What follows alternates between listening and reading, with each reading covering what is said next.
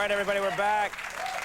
My next guest, of course, was senior policy advisor to President Clinton. Now he's a best-selling author and the host of This Week with George Stephanopoulos on ABC. Please welcome George Stephanopoulos.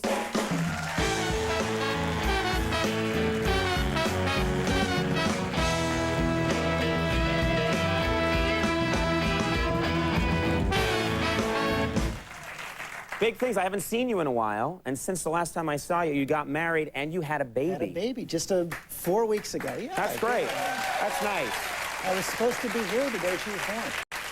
That's right. You had to cancel on this show. That's right. Because she was a little early. She was born the day that you were supposed to be here. You have just a big apology to make to me. No. You can have my firstborn now. That's right. It's a girl. It's a girl. What's her name? Elliot Anastasia. Elliot. Yeah. Oh, that's interesting. That's nice, but it's not.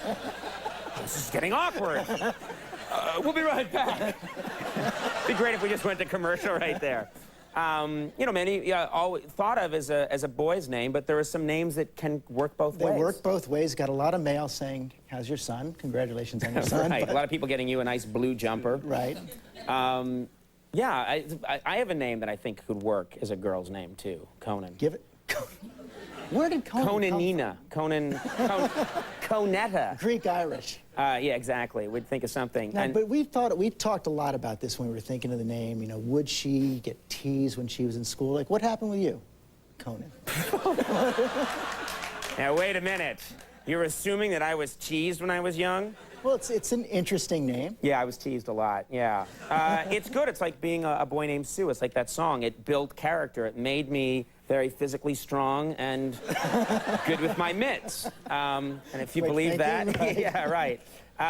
No, I actually think distinctive names are good because I think it makes kids somehow feel like, oh, I'm different. I think it encourages them to be creative. It does, although we went crazy. You know, we had all the books. We went on for weeks. That was our main topic of conversation during the whole pregnancy, and you can go a little nuts. You know, you start to go names of herbs, marjoram, thyme, and you know you're going too far. Margarine.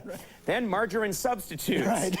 Your name is low cholesterol spread. Yeah, just, I don't know.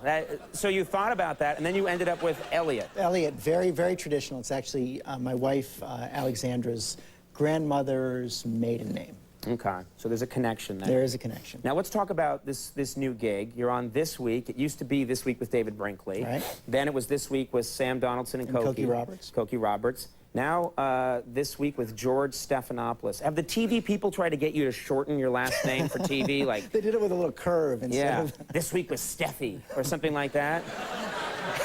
The Steph Man or something.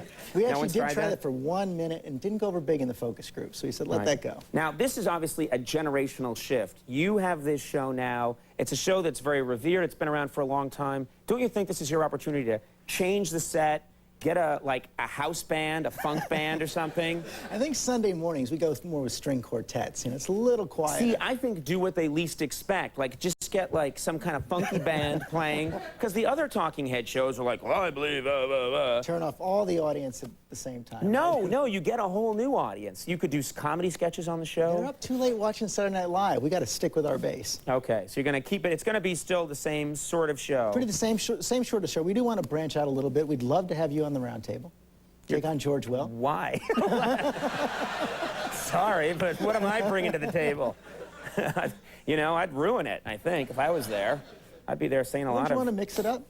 Oh, I'd just say a lot of stupid things and people would get annoyed, you know? I don't know. I'm happy to do it if you think it's going to bring something, but if I was there, I'd just get confused a lot. I'd say, I think we've got to bomb Iran, and people would go like, no, it's Iraq, you idiot. There'd be a lot of things like that. Now, who are your dream guests? Besides me, who are the big dream guests you want to get on the show? Well, with a show like this, the #1 guest is always the president. So getting President Bush to come on. President Bush would be a very big deal. Would they let him into sort of that unscripted environment? He hasn't done it yet. He has not done a Sunday show, I think, since he was running for president a few years ago. So they're not eager to do it, but it's possible. Right. Have they talked to him, do you know, about the word nuclear?